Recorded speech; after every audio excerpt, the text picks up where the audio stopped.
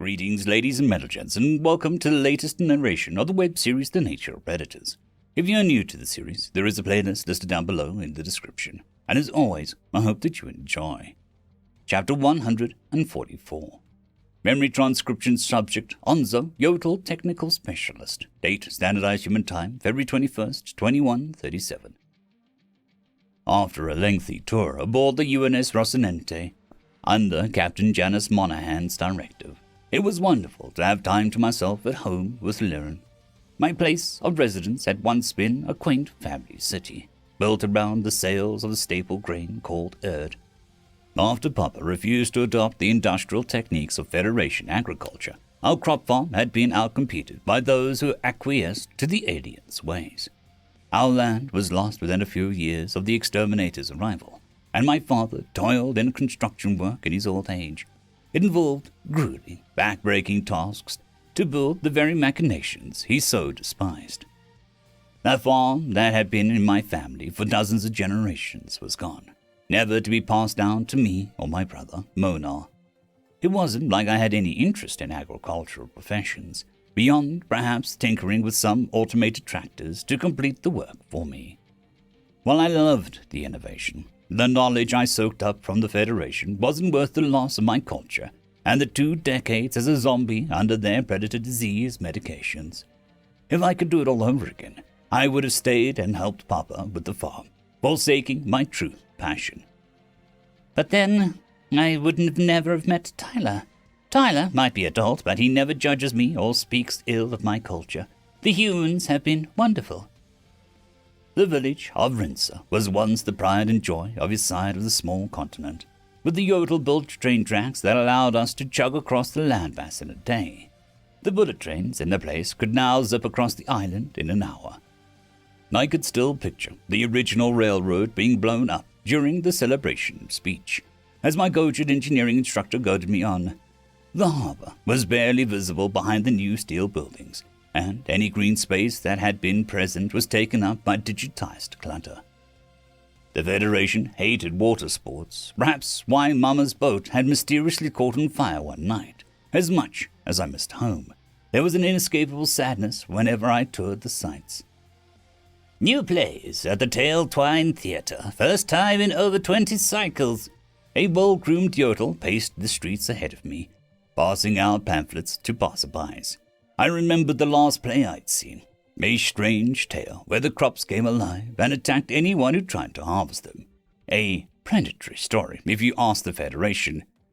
Toldio's Feud, a classic work of drama and stage choreography about 2 warring kingdoms based on the grain walls. I considered grabbing a pamphlet, but I didn't want to carry it throughout my meeting with a respectable human. My desire to go to the performance was born of nostalgia and spite for the Federation as much as anything. It wasn't as if I couldn't acquire an advertising handout on my way home. It wasn't clear why the imperialist aliens took such offense to plays, other than looking down on it as a primitive form of entertainment. Visual mediums like television and movies were just better, after all. I suppose it was a good way to suppress old texts that didn't align with their ideas. What would the humans think of the theatre? I mused aloud, ignoring the strange looks from people I'd passed. They have media that's beyond realistic, run by computer graphics. Perhaps they'd think a bunch of props on a stage are stupid, though they haven't had that response to anything of ours yet. There were a handful of Terrans in sight on the streets, but I decided to restrain my curiosity.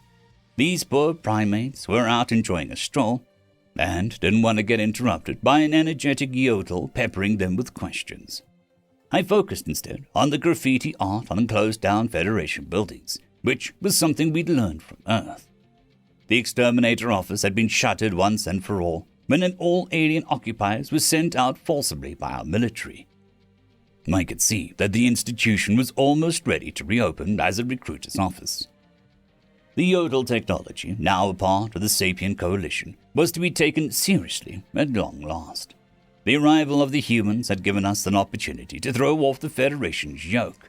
Everyone who was born before first contact despised what the aliens were doing to learn. Our planet's once gorgeous wildlife was turned to cinders by trigger-happy exterminators. burning anything that challenged their narrative. I was grateful that the Terrans were keen on conservation. That was the exact reason I'd agreed to meet up with the renowned Dr. Sarah Rosario at the repurposed lab in the village's heart. Sarah's words fell on deaf ears with the vendor, but we're happy to accept to help rebuilding the ecosystem we used to have. Fresh off the positive results she helped acquire at the summit, that should leave her riding high. Her talents won't be wasted on Lan. Were I not committed to the military's next orders, I would have loved to devote myself to aiding this project, despite it being well outside my usual purview.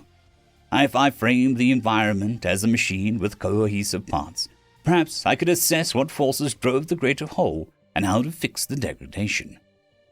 The supposed savage predators understood more about nature than any race I'd encountered. I trusted humanity to salvage as many animals as possible. It seemed it wasn't the flesh-eaters who had utter disregard for lesser life. I ducked into a sprawling research campus, which now featured outdoor enclosures to accommodate life forms. Curiously, the Terrans had brought pets from Earth to supplement our native customs. The Yodel government had given clearance for the UN to use its discretion on what to bring. Inside, I could see more creatures that looked like dogs with varying forms. On a stranger note, a small animal that could fit in a human's hand was yapping at a massive canine. This seemed to scare the much bigger mutt. I found Dr. Rosario waiting on a couch, and without bothering with pleasantries, I pointed at the tiny, screeching thing. I know the black and brown thing is some sort of dog, like I saw in the military. What is the little thing called? The human narrowed her eyes before chuckling with amusement. That's also a dog. I know, they look nothing alike. The breed diversity is staggering. I won't pretend that we weren't involved with that. Anza, right? We met at the facility.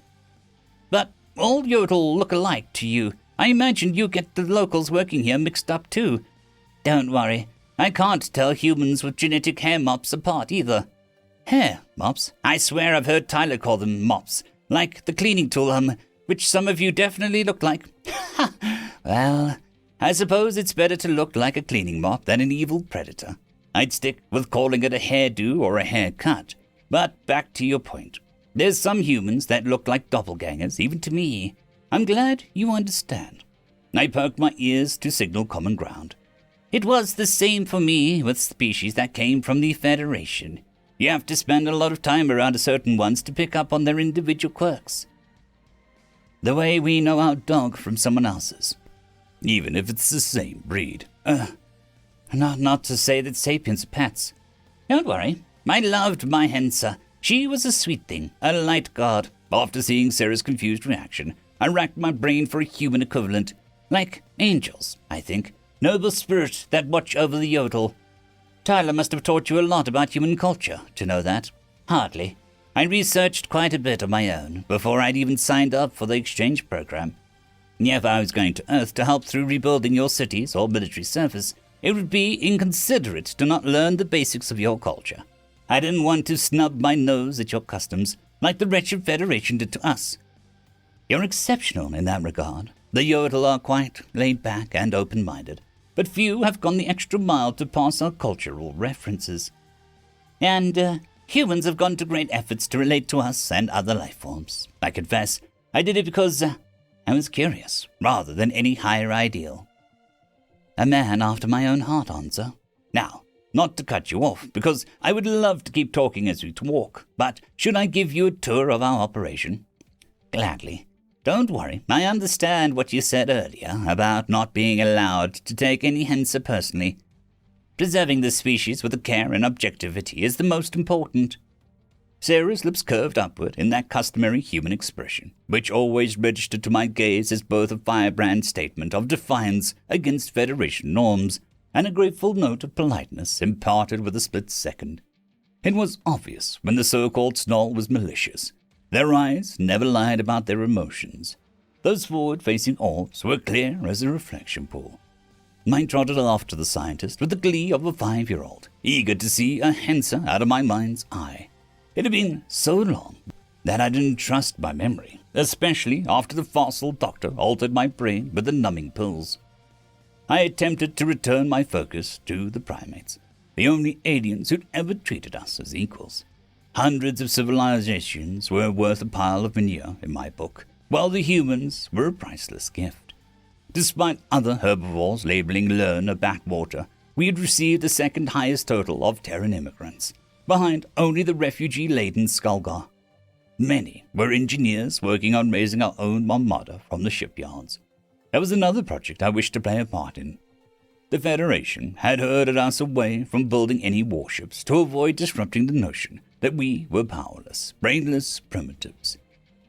Wouldn't it be the greatest insult if Yodel, in collaboration with humanity, improved upon the tech the Federation lorded over us? We already helped devise several ideas, including the crushing shield-breaking missiles. Sarah, if you'll humor me, I do have a recent question that my past research overlooked. I reminded myself that there was no shame in our societal development or low-tech endeavors. What mattered is that they were ours. If humanity were going to mock our arts and culture, they weren't the species that I thought they were. I remember Hasey said something about humans having ancient theaters. Exactly how ancient were they? Do you have any recollection of what Terran stage plays were like? The curly-haired scientist squinted with confusion. Were like? Theater is one of the oldest forms of entertainment. But you misunderstood me, I think. It's not gone. For one example, back when New York was still around, there were numerous Broadway plays, which were well regarded in many circles. Really? Sorry to sound so surprised. I just figured you'd think they'd outdated, like the other aliens. The Federation are a bunch of judgmental killjoys. Don't you know that by now? Just because newer, fancier ideas exist, doesn't mean older stuff can't have its charm. I agree. I just asked because our playhouses are reopening after being shuttered for years. It interests me in what your Broadway plays were like. There was some where there were dramas and such, but it was most well known for musicals. You know, actors sing songs to advance the story while doing choreographed, synchronized dances.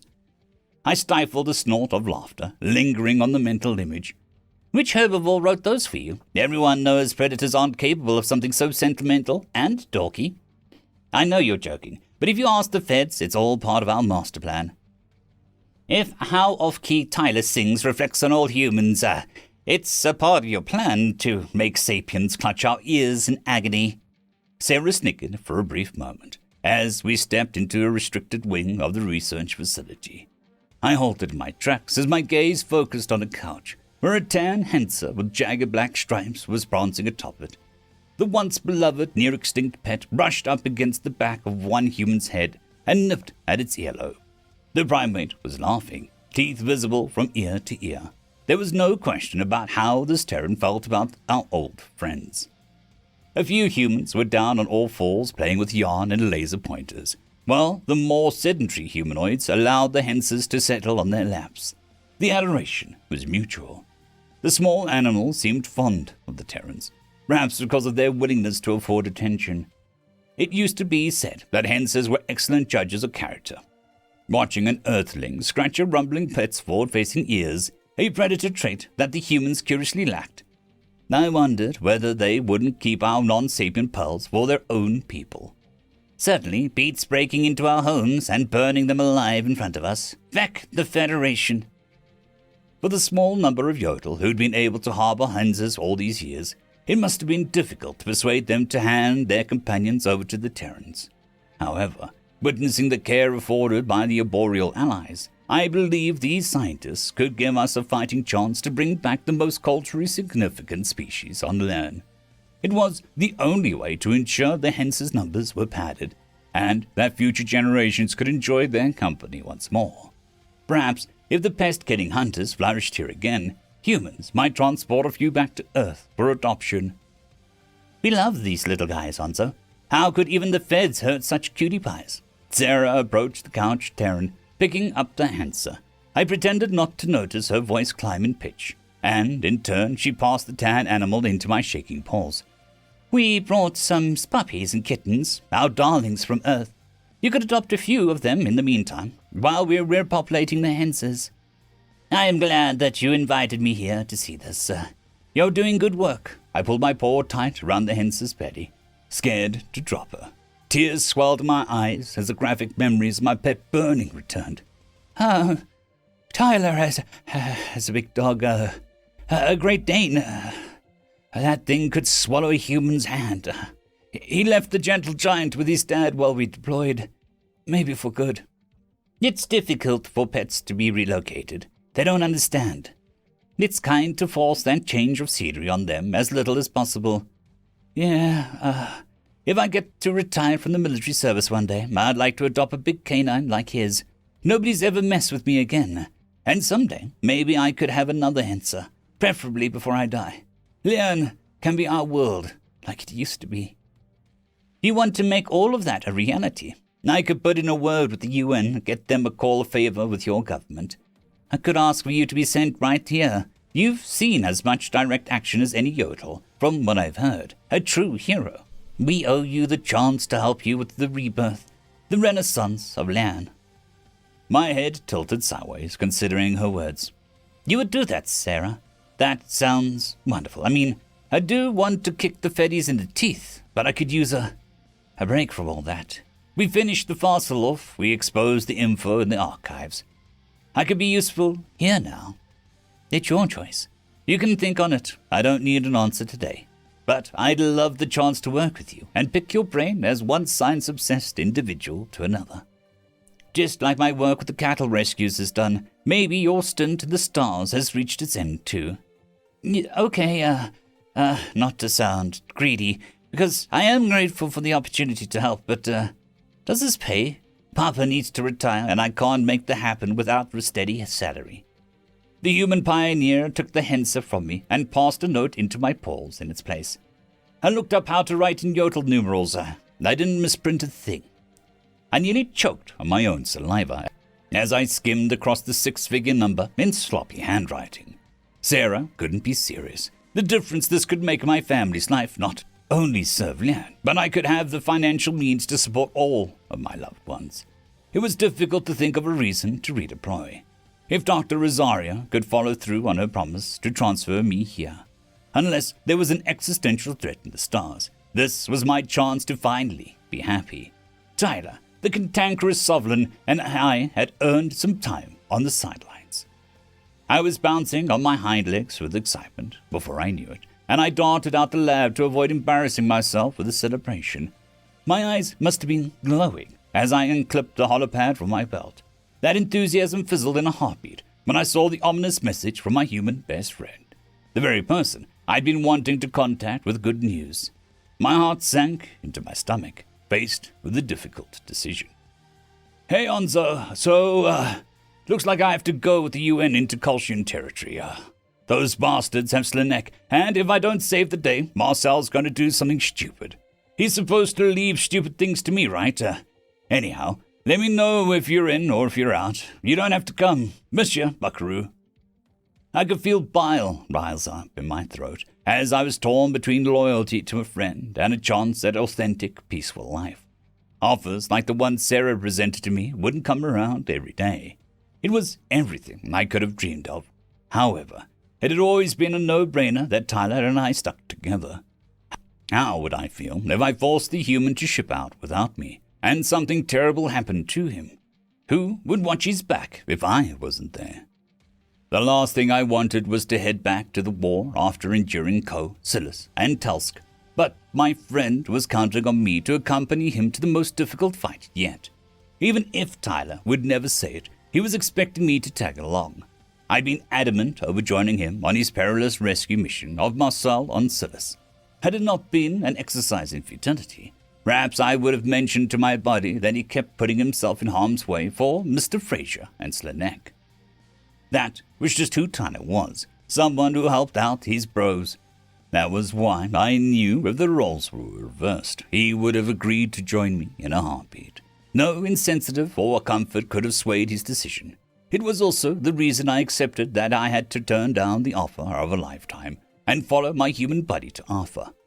A serene existence on Lern, with a monster-sized dog curled up on my bed, would have to wait until after we delivered some justice to the heart of the Federation.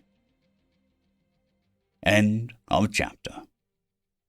There is a new legend on the horizon. Blueberry Cat has taken the T6 Patreon spot. Thank you very much, and I'm sure that I speak for everyone when I say that. I would just like to thank our T5 members, Lord Azrical, Ambrose Cattell, Quantum Wednesday, Dragzoon W.R.E, Blueberry Cat, Cam Maxwell, Casper Arnholtz, Bushmaster 177, and Leslie 517. Thank you very much.